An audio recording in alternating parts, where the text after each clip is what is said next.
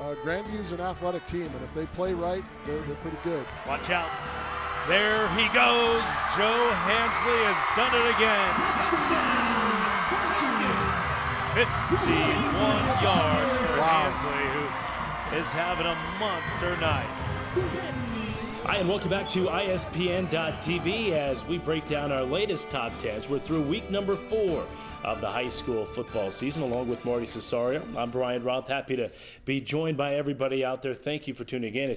And Marty, before we get to the top 10s, obviously the big game here from this past week, Valor Christian taking on Pomona. Of course, the suspension for the Pomona Panthers, 12 players out of that contest, 38-0 the final score. And it's certainly, I don't think that's indicative of the Pomona Panthers. It certainly shows a lot for Valor Christian. But the big question coming in this week, what were we going to do with Pomona? Because how much stock can you put into that game with those two teams this past week? Yeah, we elevated Pomona quickly last week to the number 1 spot after we saw, what they did on one of our broadcasts, and we were kind of hyped to see this game against the number 1 squad in 4A, a clear-cut number 1 in the Valor Christian Eagles. And then obviously someone pulled the plug on all the hype and expectations. You've mentioned 12 players, and that includes the top offensive player for Pomona and the top defensive player. We're also out of that game. So, unfortunately, because of the 2 classifications they're in, we're never going to find out what would happen if Pomona played Valor, and certainly had a little bit of impact within our 5A poll. And no question. That was the big question here at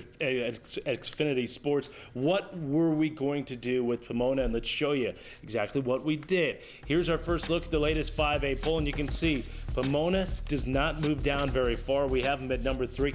Marty, we kept them in front of Grandview. Yeah, I think the logic is, and I think it's pretty fair and just, is basically Grandview lost to Valor, and, pretty handily. That was with the Wolves having their full squad. Pomona lost to Valor and got spanked and got blanked, but Pomona had 12 missing players, including, some key pivotal components. So, therefore, Pomona stays on top. Simple enough, right? Yeah, and that's certainly no discredit to those Grandview Wolves. And in fact, we had Grandview against Fort Collins here this week, and Grandview could be the very best team of the state. I mean, I certainly think you can make a case for that. Obviously, the loss to Valor Christian, you can't completely throw that out, but it was 0 week. Grandview could be the best team of the state. We have Grand Junction as the top team of the state. Mullen could be the best team of the state. Columbine certainly could make an argument that they're the best team of the state.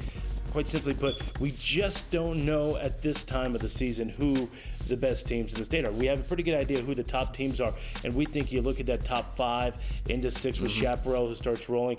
This is a pretty good group of teams that we think have an opportunity perhaps to make a run to Invesco Field. Yeah, and as you're going through each of those top 5, I mean, there's justification for each squad, and that's part of what's, making it fun so far is as we get, mid-season here in 2011. The Tigers, everybody's talking about, and you've got a squad that scored 50-plus in 3 of 4 games. They've got 2 shutouts, Rubalcabra and Dennis and Lebsock and Shannon Rose. I mean, those guys are on a roll. They deserve the chance to get up there.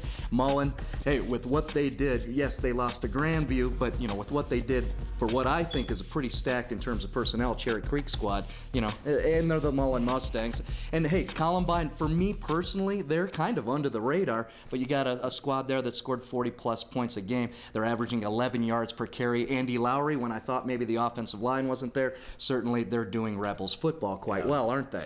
No question about that. They're going to probably not be challenged till the final 2 weeks of the season.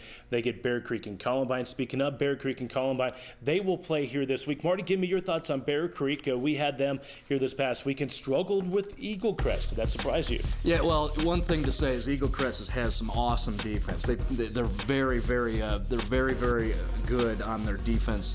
Problem is the Raptors, they end up on the field all the time. Bear Creek, maybe some issues, some miscues. They got to get more discipline. That's happened a couple weeks in a row, not only in that win over Eagle Crest, but also in their loss to Grandview. But they got players, certainly talented with Nick Dalton on the outside, Flanagan throwing the ball to him, have a nice run game, which is very impressive that they went to the run game. And remember, it's Bear Creek. We're used to them tossing the football. And then defensively, they got some studs. Shonabon up front. You got Cody Nitzel. You got Hammer Morton, and then Emmanuel Scott. They've got some awesome defense. So with what your expectations might be for what usually we see from Bear Creek, you might get surprised deeper in the playoffs. They can go ahead and run the football, and they will hammer you defensively. Yeah, we also had Highlands Ranch on the airwaves here this week.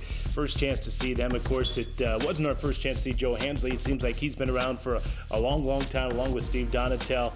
they're good. Problem is, they might not have a lot of depth along the offensive and defensive lines, but when it comes to skill players, you look at Joe Hansley here. Certainly Joe Hansley, I think, making an argument for top honors as the top player in the state of Colorado, has offers to Wyoming, Colorado State, Northern Colorado. Size is a concern at the next level where he'll probably translate to a slot receiver. He is something special to watch. If you have a chance, get out, watch Joe Hansley and Steve Donatel and the skill players at Highlands Ranch. All right, that's a look at Class 5A, and now we move down to 4A, and certainly with Valor Christian's win over Pomona, there's no question. They're our number one team, and really not a lot of movement in 4A. Just about everybody won that should have won as you look at it. We only made one change, and that was at number 10. And out was Pueblo West. They lost to Montrose. Back in Gary Davies and the Eagles from Broomfield. Well, a couple things pop in my head. You know, we already talked a little bit about Valor with what went down up at the North Area Athletic Complex. Arguments are going to come about that the Valor Christian Eagles are the best team in the entire state of Colorado, all classifications. Boy, I'd love to find a way to solve that issue. It would be great. Down the road, how about the Montrose Indians? They're one of the few 5-0 squads in the state. They take care of Pueblo West. We know the Cyclones are tough. Drew K-Spear, Angelo Youngren. Hey, that's a good squad. In Montrose, we're going to find out more about them because they got Ponderosa ahead. And then they play those Grand Junction Tigers. And then how about Broomfield? Getting back up. That's a storied program that got some pedigree. Coach Davies knows how to coach, so hey, they earn the right to get back up in the top 10, and we'll just keep an eye on Pueblo West. Yeah, it'll be interesting to see Broomfield and Greeley West this week. That'll be a good game. And those two teams hooking up both 3-1. The only losses for each of those two teams came to the Monarch Coyotes, so that'll be an interesting one. In 2 weeks, we're going to have Greeley West and Longmont right here on Xfinity Sports, so stay tuned for that one. All right, that's our latest look at the 4A and 5A top 10s. Thanks for joining us right here on ISPA.TV. To the end zone, touchdown. Cool.